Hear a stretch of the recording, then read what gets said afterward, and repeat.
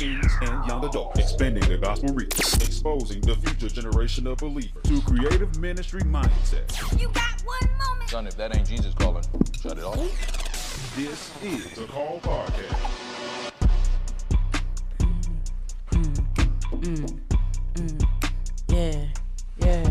Yeah. It's another episode. Oh, I didn't get my ringtone out. You didn't. Bloop, bloop, bloop. There you go.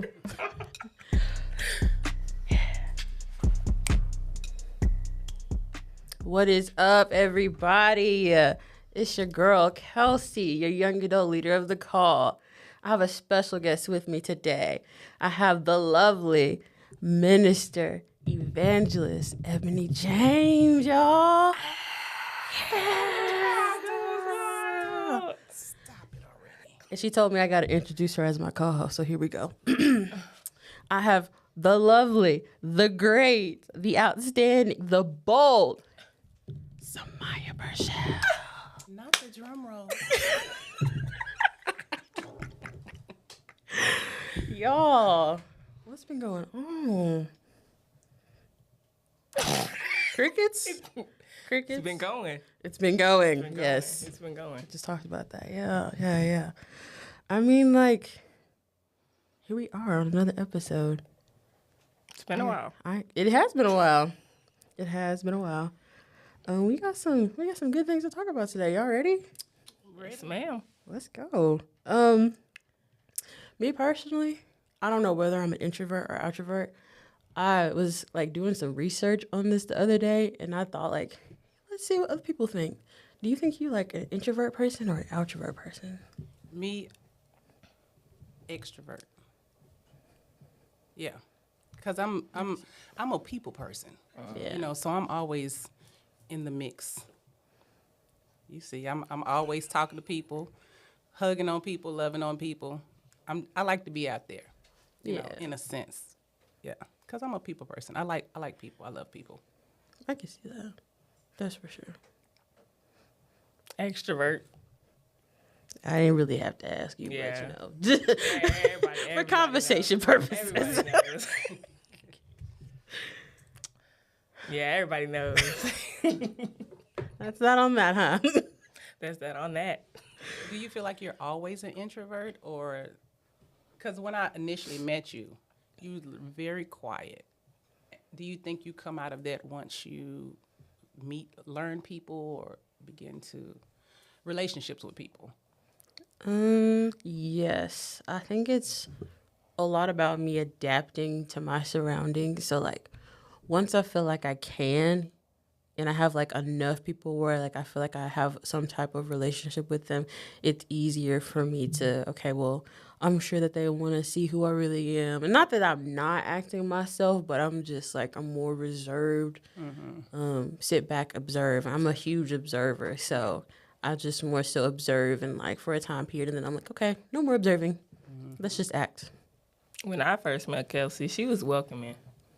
No. She was like, "Oh, hi, how are you?" I'm like, "Oh, I'm Samaya. How are you? You know, what's your name?" "Oh, I'm Kelsey, by the way." And so now look at us. Host and co-host. Now look at us. Twins.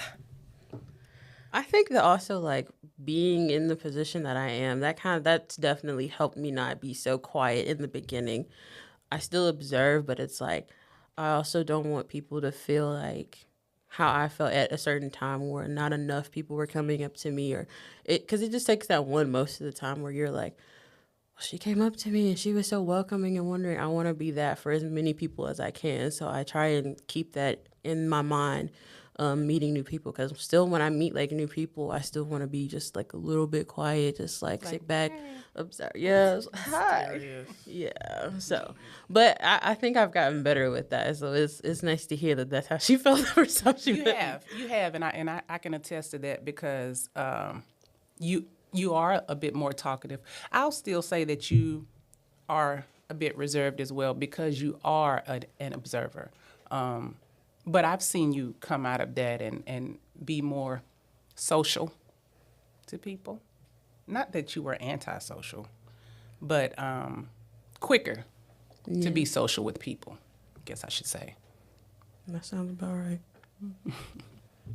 I think that's also like kind of leads into my next question because like I wanted to be like a teacher, and I know like as a teacher like you can't just be quiet. So you have to like That be you cannot. welcoming and be like, hey guys, today like I've learned that more because like I'm in the educational assistant position, so like I get to see how teachers run their classroom, and like I don't know any good teachers that sit back and observe like their classroom without actually making an effort in the beginning.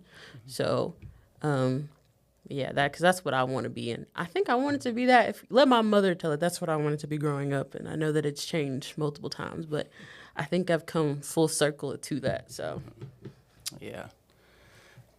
but what about y'all? Did y'all like want? Is that what y'all wanted when you kids? Like what you're doing now? You know, I wanted to be everything I seen. So like my grandma, she was a teacher and a principal, so I remember like she would sub or like be an interim teacher, and she'd be in the meeting and I'd be in the classroom writing my name down like, oh, hi, I'm Miss Bersha, acting like I'm the teacher. And then like my mom, she was a nail tech, so at that point, I wanted to be a nail tech, I wanted to be an actor, I wanted to be a singer.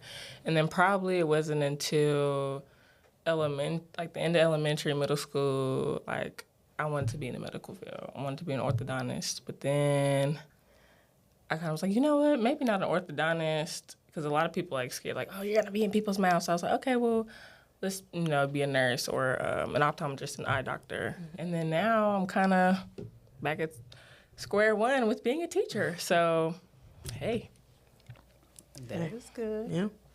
That's definitely a calling because I say all the time, I don't even like kids. I love them. I like aggravating kids and stuff like that. But me personally, it's funny. I always grew up thinking that I was going to be an attorney. Because I felt like I was a good arguer. You can't get me in an argument.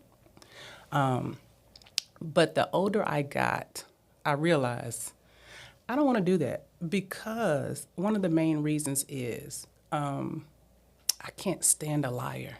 And in that profession, even if I'm not lying, if there's something I know, I have to omit the truth, which is lying. And that bothers me because if you'll lie, you'll steal, you'll kill, you'll do all of that. So no longer wanted to be an attorney. And I have a cousin that's an attorney. And I really, when it took her like 3 times to pass the bar. She finally passed it. I was so excited for her. She's like, you could do it. I said, but I'm not. I'm sure I can, but no. No, yeah, I'm not. And so I've been all over the place as far as what I wanted to do.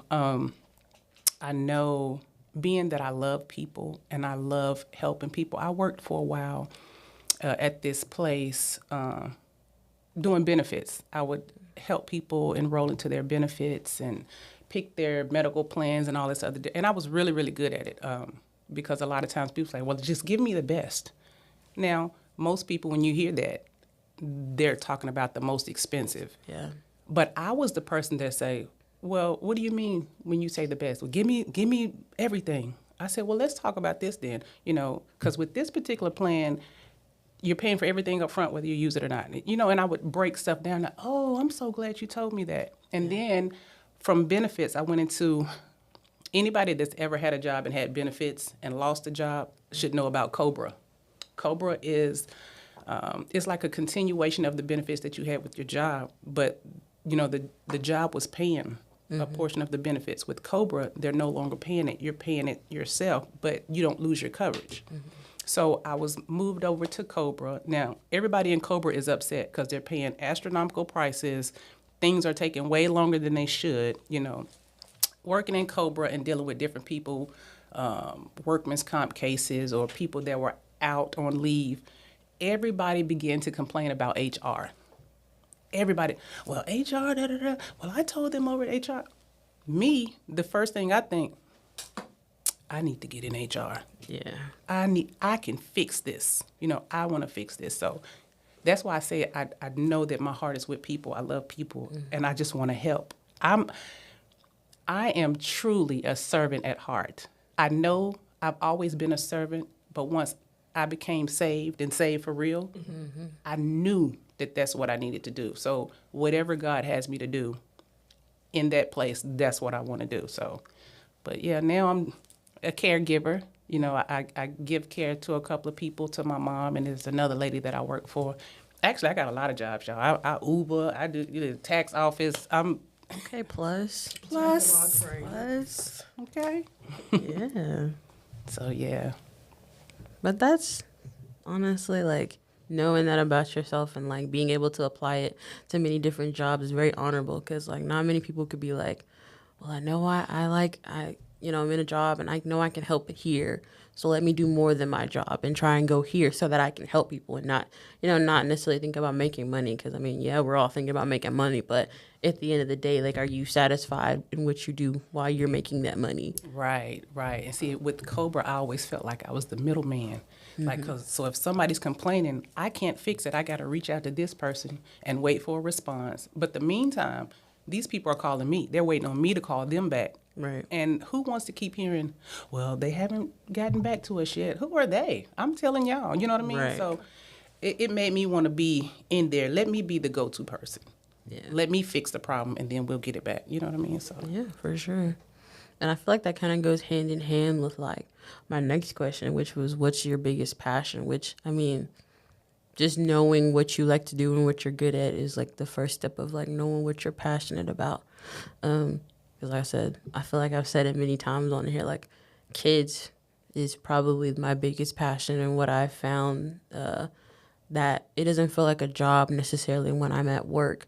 Now, there are times, because I work in the special education field, it's a little trying sometimes, but for the most part, just working with the kids alone is very rewarding for me, which is why I'm getting ready to take next steps to like actually get there and be able to do it to the best of my extent, so I can grow, and more so I can grow in my knowledge, because I feel like I know like as much hands-on as I can know, like experiencing it, but some things you do have to learn and you do have to read about.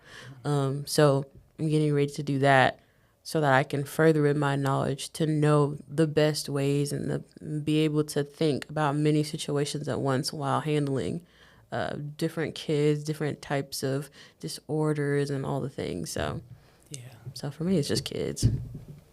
I'd say probably like kids, people. I enjoy seeing the smile on people's face. Yeah. And knowing like that I caused it, it's just like, oh, it's rewarding. And, it's like leaving a mark on people.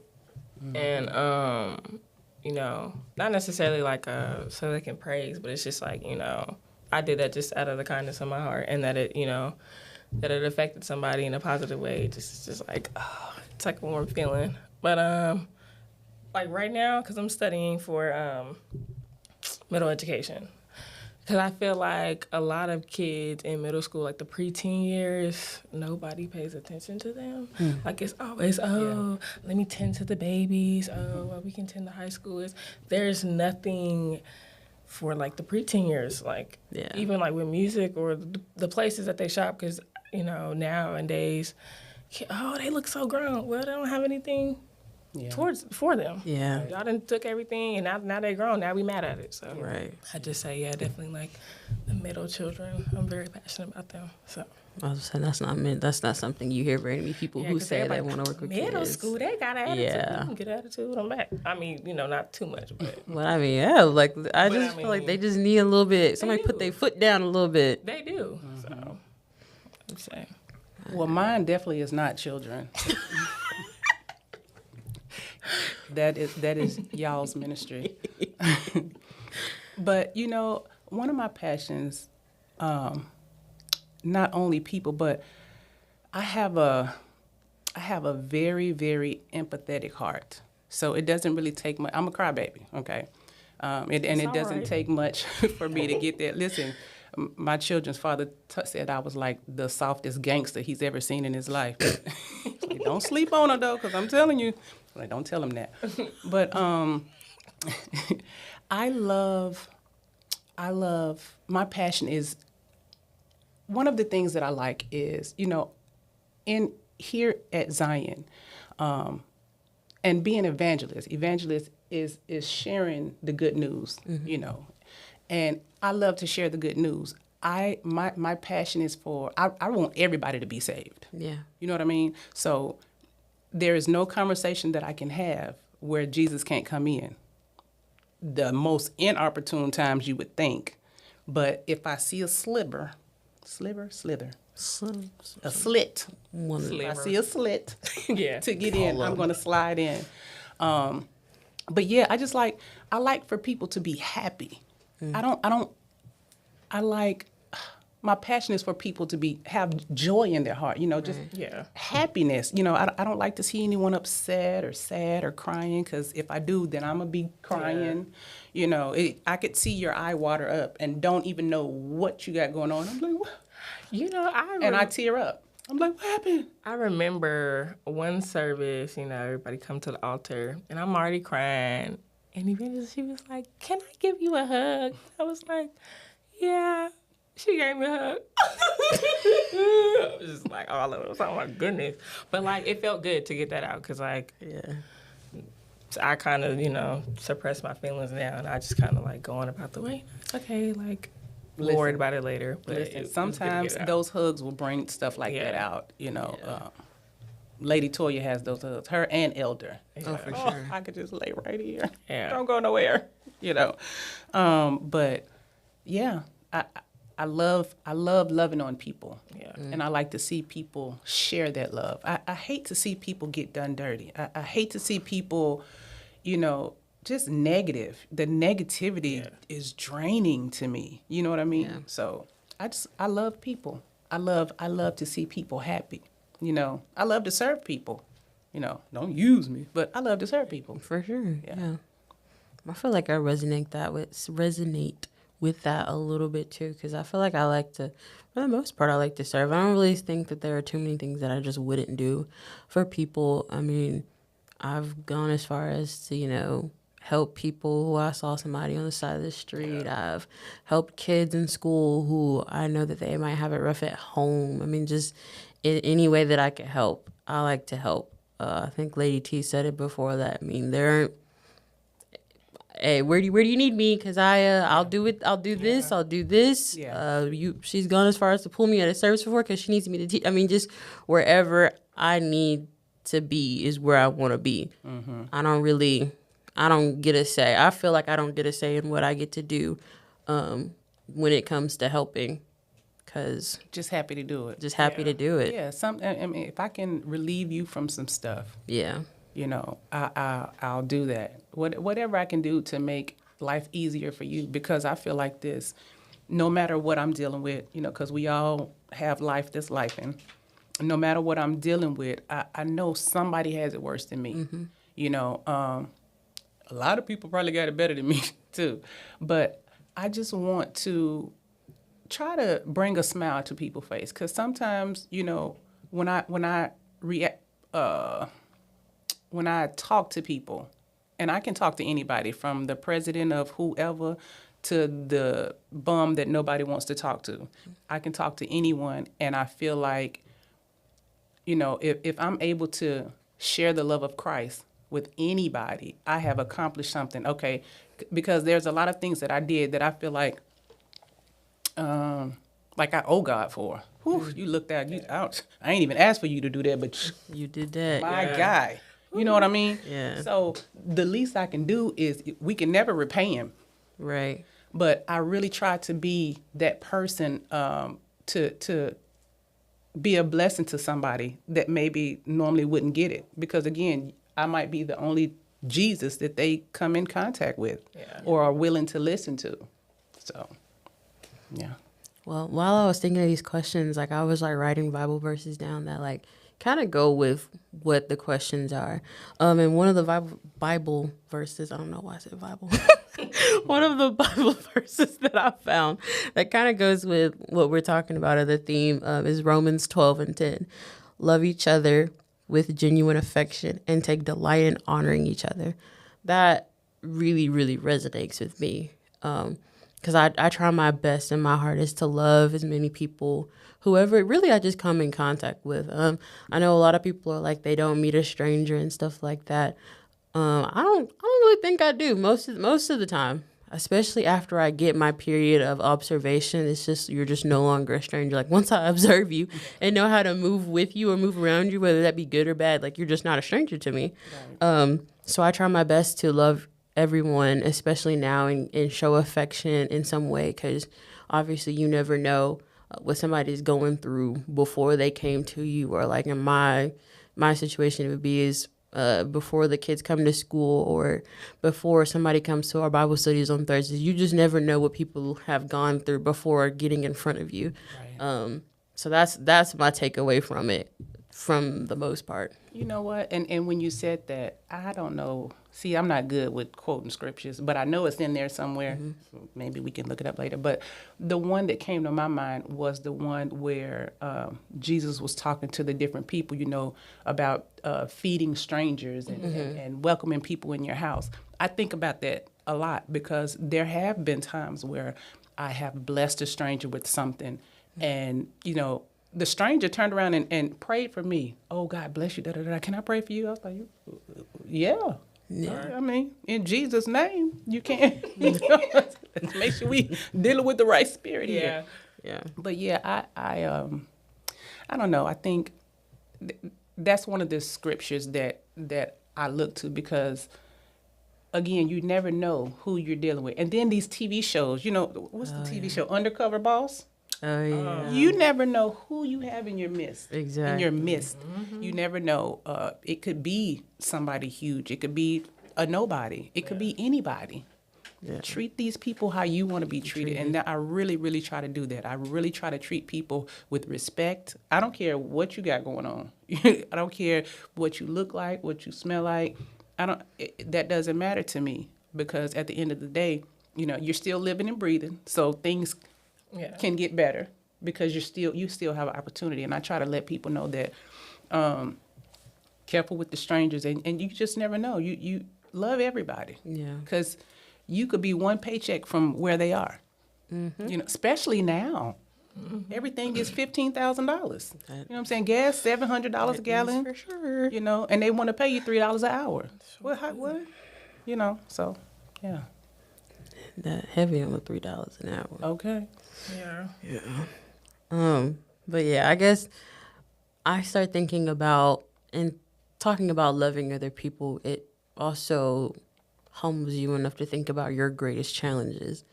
Because like for me, I know one of my greatest challenges is trusting everybody and not knowing how to protect myself, and also trusting myself. I have a problem with that sometimes. Just not knowing when, after I finish doing my observing, to applying it. Like I can observe that you may not be trustworthy, but I don't apply it to you, because I always give people the benefit of the doubt. I always give people chance after chance after chance, because I want me to give, want someone to give me chance after chance, because I know that I don't do anything maliciously. Yeah. Everything that I do. The thing with that, though, you have to be careful with that, because you're being naive about some things. And I can speak on this because I am she. I am her. I've done the same thing, allowing people opportunity after opportunity to, it seems, let me down or do me wrong. It's like, well, they didn't mean to. They apologized. Yeah. Okay. Well, again, they didn't mean to. Yeah. So after a point, you know what I'm saying, you can only give so much grace. You can give grace, but after a while, I feel like if you're continuing to do the same thing, nothing's changed. If you keep doing the same thing, expecting something different, that is the definition of insanity, right? So if you keep doing this, you're going to keep getting done. Yeah. That's what I feel. Okay, I've given you this chance. I've given you another chance. I'm not going to, now I'm allowing you to do me like this. Yeah. So now it's no longer, oh, well, I didn't know. I was giving them the benefit of the doubt. Oh, well, this is the 5th time you knew. Yeah. So. Yeah, people know. Fool me once, it's like, shame on you. Fool me twice. I've always been very nice and understanding. Like, and all my other friends say, "Girl, like, come on, you." I'm like, it's okay, and it's not okay. I know it's not okay, but I just kind of rolled the punches. But it probably wasn't until this year. I'm just like, come on now. I'm not dumb. Like, you know what you be doing. Yeah. And I'm also kind of a person I tally up. Like, okay, cool. And then I'm gone. but like I'm gone forever this time. It ain't, like, I usually give chance after chance, but once like you hit that mark with me, no. See, what we need to do is Yeah. figure out where that mark is. Yeah. Yeah. That I think, because we don't always know, and us being so loving how Yeah. we are, well, okay, well, stuff happened. We make mistakes, maybe they didn't mean to do it. This fifth time, maybe it wasn't on purpose. Maybe that wasn't their intention. Then it has me questioning, well, what are your intentions? What are you trying to do? So that causes a conversation to come. So, yeah. Yeah, that's a big challenge for me. But what about y'all? What y'all got as biggest challenges? Probably having a time frame for everything. Like, okay, for example, so before I came to NTSU, I was at University of Memphis, and I was studying for nursing. Cool, it was great, and then it got to a point where I did not like, I didn't like Memphis anymore. So I was just like, okay, well, we're gonna, wait out this semester, and then I'm gonna come to MTSU. But with that, which would be the fall semester of my sophomore year, that was when we were enrolling for nursing school. I had everything done. All I had to do was apply. And then when I come to MTSU, I have to do an HESI exam. I got to do this. And it was just like, now, I'm supposed to be graduating, or I'm supposed to be doing this in this time frame, and now I didn't set myself back. But I just kind of like, now, God is the author of the story. So if this is the plan, I have to just trust it. I mean, sometimes it is like, come on, like I'm supposed to be doing this, but I would say like time frame. I'm always comparing myself and, well, I should be doing this, and like, but the thing is like, their story is not my story, That's right. And it's like, we got to stay in our own lane. Yeah. Like, when you focus on your own lane, everything is smooth. When you start, what are they doing? You get into wrecking. So it's just like, I got to be able to be okay with like God's plan, and like just stop comparing myself, because like everybody's story is different. It's meant to be different. For sure. So, because everybody can learn from somebody. So, That's for sure. Listen, I have a lot of challenges. I'm going in my head, and which one I'm going to tell them. Patience is one of the challenges I have.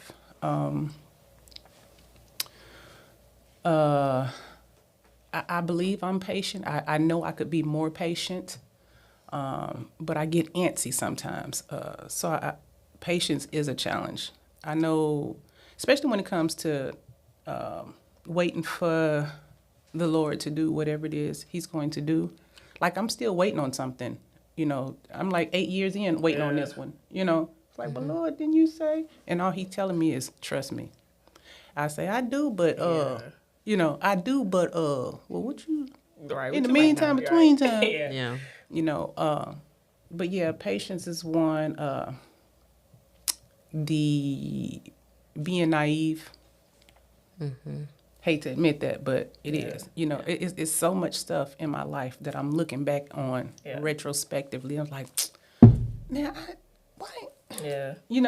It's like I can kick myself, but I'm gonna say patience is a big one with me. Even though I don't like asking for patience, because I know when you ask the Lord for something, He grants it to you. You just don't know you have it until you have to exercise that.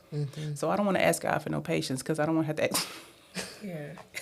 I know I have it though, because of not only because of my children, but because of the jobs that I've had. You have to be patient with things.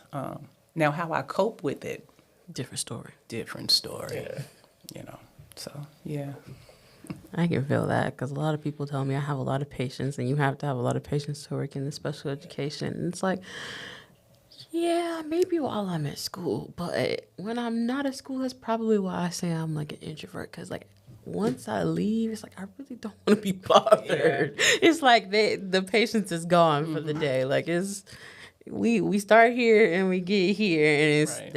that's it. But that's how I cope with it. Honestly, I get to a point to where I'm ready to kind of just be by myself. Now I don't necessarily have to like lay down, go to sleep, or nothing like that. But I just like want to be to myself. So Well, if I give myself enough time, I'll end up in like a prayer, a out loud prayer. Not one of those, God, I think you, not one of those, but for instance, if I'm dealing with something where I'm impatient, let's just use my mom for an example, who keeps calling me. Let's just use her for an example. Let me see. I lost my train of thought, y'all. That's what happened when you cross over your 40s. What was I finna say?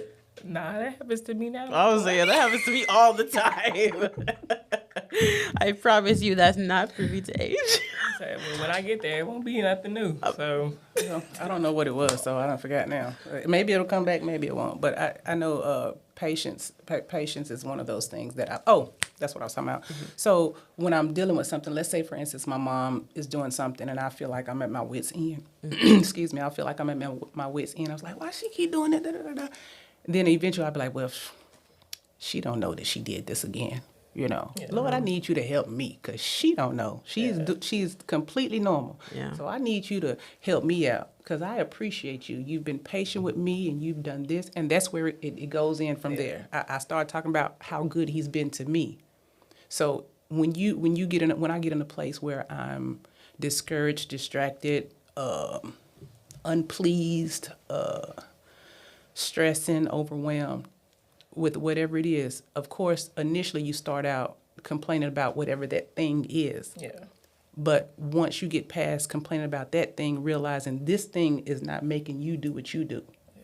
You know, it's really not provoking you like that. What you need to get you together. So I will just, so I'm mad at this thing. And after this thing, when I realize this thing really has no power, that's when I go, okay, well, Lord will fix me.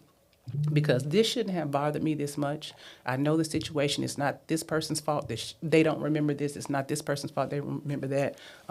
They did the best they could with what they had. I just thank you, God. I just help me, strengthen me so that I can be better understanding as to, what's happening. Help me to do this. And, because you're just so good. And God, I thank you. I'm telling you, if I do that in the car, I got to pull over because it has turned into worship. It's completely turned into worship. Hey, ain't nothing wrong with that. That's all right. That's all right. Yeah, I might have to have this prayer 15 times a day. You know what I mean? Yeah. Because sometimes you have to, or even when someone says something to me, like for instance, I was having a rough couple of days last week, and one of my cousins who is incarcerated had called, and we were talking. He was like, "Well, is everything okay?" I said, "Yeah, just keep me in your prayers." He's like, well, how Penny doing? I'm like, she's good. Pray for me, though. Mm-hmm. I said, she's great. She's wonderful. Help pray for me. Yeah, help me. And he's like, okay. And then later that day, he had his mom to send me a scripture. Mm. And I'm telling you, he was right on it. And I was just like, and when I spoke to him on yesterday, I said, thank you, cousin. I said, that was right on point. I needed that. I said, I knew it already, but it's good to have a reminder every once in a while. He said, and I knew you knew it. He said, but we all need to be reminded sometimes. Yeah. We all know how good God is. We know what he's done for us. We know that he's capable of anything. And just that encouragement really helped me. So sometimes we have to encourage ourselves. Yeah. You know what I mean?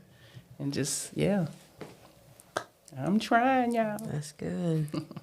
Hey, that's all we can do, though, at the end of the day is try to be better, try to do better. Strive for excellence. For excellence, yes. I feel like kind of in that, though, in us trying, sometimes we can be misunderstood in what we're trying to do. And that's just as plain as it gets. It's just being misunderstood in the try. Well, it's easy to misunderstand something, especially something that you don't understand. Yeah. You assume. You know what I'm saying? People begin to assume, so... Again, that's where that grace comes in at. Everybody needs it. Mm-hmm. Everybody needs grace. Thank God for his mercy, because we should have all really been up out this piece. But he's just a good God, and I'm glad that he's given us the mind frame to really want to chase after him. You know what I'm saying? Let me just say this too. You guys are doing an amazing job. I'm just saying it's so good and refreshing to see young lovers of Christ doing what you're doing and sticking with it, because I know it's hard. You know, especially when you have outsiders that are not. I'm not going to call them non-believers, but they're not trying to walk in it. Right. I know that it's very, it could be stressful for you all, especially being so young. So I want to tell you personally, I admire what you guys are doing. Keep up the good work. Know that people are praying for you. And just listen, as long as you stay in this line right here, it doesn't matter what nobody say or do, because God got you. Thank you. Thank you. Ooh. Don't you start crying. Don't you start. No, I'm not gonna start crying, but yeah, like when I know it's hard. When I got baptized again, it was like, oh, you know, they ask, oh, do you feel new? And it's like, yes, but no, like, Yeah. And then that's when I'm like, oh my goodness, and I just gotta, Blind his own. Yeah, that's what the enemy's good at that. Yeah. The enemy's real good at that, especially when he know you're on to something. Yeah. A lot of times young people believe that, oh, I'm saved. Yes, it's going to get better. It's going to get better. And life in itself, spiritually, will get better. But now the enemy is upset. He is mad because I lost one. She was good in the carnal world. Yeah. She gonna be a monster in the spiritual realm. Yeah. You know what I'm saying? So, listen, I know, like I said, I know it's it gets rough. Yeah. Especially being your ages and being around other people. So I admire you guys also being, because you're the call, you know what I'm saying, the young people. So that's just so good. I'm not gonna say I wish they had that when I was coming up, because if they, I don't know, I was, Thank you, Lord, for deliverance, Jesus. In Jesus' name. Yeah, Amen. but It's yeah, finished. It is time. I mean, honestly, like you said, it is not easy, but I find joy in it because I know that he is one person that always needs me to serve, you know? So, like, if what makes you happy is serving, that's the way I tell people to think about it sometimes. Like, he always needs to be served. So, if you need someone to serve and that's positive and that's going to ultimately benefit you as well, serve the Lord. Ooh, that's a sermon right there, girl. It has nothing, like, there's nothing better than to serve the Lord and do what he's called you to do. Once you so good finally about it. wake up and you listen to it and you like, he starts talking to you. Like, before, I just never knew how much he really talked to me and talked to me through other things. Like, and like you said, like, the enemy was mad at me 2 months ago. Cause let me tell you, like she said, boom, boom, boom, boom, boom, boom. It was wild.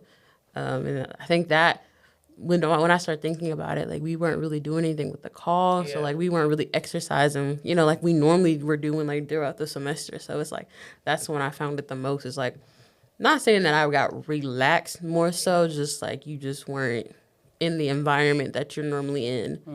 And that's when you start to feel attacked the most. So I'm happy that we'll get our safe space back Amen. next week, because I'm ready for it. Well, I have 2 scriptures that I want to leave us with, because like I said, I was writing down notes and trying to figure out questions and topics, but I also tried to get in my book for this one as well, trying to grow myself in that area. But another one in Romans 12:9, don't just pretend to love others. Really love them. Hate what is wrong. Hold tightly what is good. I think that one just kind of speaks for itself. Yeah, I mean, you could drop the mic after that one. I'm telling you that. Love them for real. Don't play love me. Because I'm not, like, in this generation, it's selfish. You know, it's like, oh, I love you, so I can get what I want, and then when I get what I want, I take my done. love back. You know, and it's just like, oh, come on, you know, like, Give me something else. Give me something real. like, you don't want Yeah. you want to barter exchange, like, no, that's, no, I'm good. No barter, no exchange, huh? Okay, well, that's fine. I'm gonna leave you where you're at. I mean, you're right though. That's for sure. I feel like we all are to a fault. Yeah. Start thinking about ourselves, and it's just you lose sight of the real, and Yeah. you start veering over here to the they didn't do this for me. That's not the point. yeah, it's not. It's the point is not what they did for you. The point is what you feel is good. Yeah. Too, and it's Like, of course, that's the point. Is you you need just to do said it. that You out of didn't like have to. Yeah, you didn't have Listen, to. let me tell y'all something. Them and they be in everybody's business. Yeah. But nobody know who them and they are. Them and they always have something to say. It's always something. I can listen. I remember one time I did this sermon called "When Does What They Say Matter?" Because they always have something to say, whether you're doing good, whether you're doing bad or indifferent. Anytime the person that's on the pedestal that everybody's looking up to, they're talking about them. Yeah. The lowest of the low down here, they're talking about them. The one right in the middle, they talked about Jesus. Why do you think you too good to get talked about and he's the best? You know what I mean? He's him. He is him. He is. They talk about him. They talking about you too. Okay. Yeah. As Absolutely. I like to say, people like to put their 2 cents in and don't have the other 98 to make $1. Yeah. But hey, That's good. This is where my mic drop is right here. This is the real mic drop. You ready? Get ready. Okay. Proverbs 15:32. I love all the Proverbs. I do too. If you reject discipline, you only harm yourself.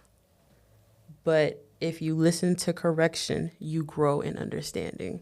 Self-explanatory. yes. Who cannot be corrected? Why would you not want to be corrected? Yeah. Yeah. The Bible also says that God chastises those he loves. So he's correcting us. So Right. if you can't be corrected, are you really loved? Yeah. That was good, Kels. Thank you. Yeah. You did that, girl. Getting better every day. He's speaking to me more and more often. Hey, man, I'm glad you hear him. I am I'm glad you thankful hear him. for that. Yes. Because it wasn't always easy to listen and understand and hear what he's saying, even through just me trying to do simple things. So I thank God for speaking louder or speaking clearer or whatever he's done. I mean, Honing your ears. Yes, tuning and giving me Because a little he can tune up. speak in that little small voice. But as long as your ears are honed in on him, Yeah. you'll hear it. Yes. Wow. Guess what we have next week? The call. The call. August 29th, next Thursday. We're going to be in there on MTSU campus. Y'all got to come check us out. We'd love to have you. We'd love to welcome you. We'd love to worship with you. We'd love for you to come and just fellowship with us. And you can meet us on Sundays, 10 a.m., John Bragg Highway. Y'all should come to the experience as well. We'd love to have you there. The call is always out front, worshiping or welcoming people, and then we're also worshiping together on the inside as well. So I'd hate for y'all to miss something great that God is doing in everybody's life. Y'all should come by, get excited with us. Yes. Because he's doing some things, baby. He is doing some things at the Z. Receive a nice word and a nice hug. Yes. Yes. Definitely. Heavy on the nice hug. Yes. The Z got the best hugs. I don't think I've ever been to a church and got These the hugs are like tear these. jerkers. Let me tell you that though. Let me tell you that. She's right. But you just feel so much better afterwards. Like after coming to service on Sunday, it's like I can take on the week. Let's go. I can Superhero. take on the week, Yeah. And then when I then Thursday comes, I'm refilled a little bit, and then but you also have to get your daily bread in every day. Every day. Not just Bible studies midweek and Sunday. So yeah, For sure. try Jesus. Try God. That's Try him. Don't try me. Try him. He wants you to try him. Yeah. Please do. Yeah. All right, y'all. Thank you for joining us for another episode, another week, another one. We appreciate you listening. We appreciate you tuning in. Love y'all.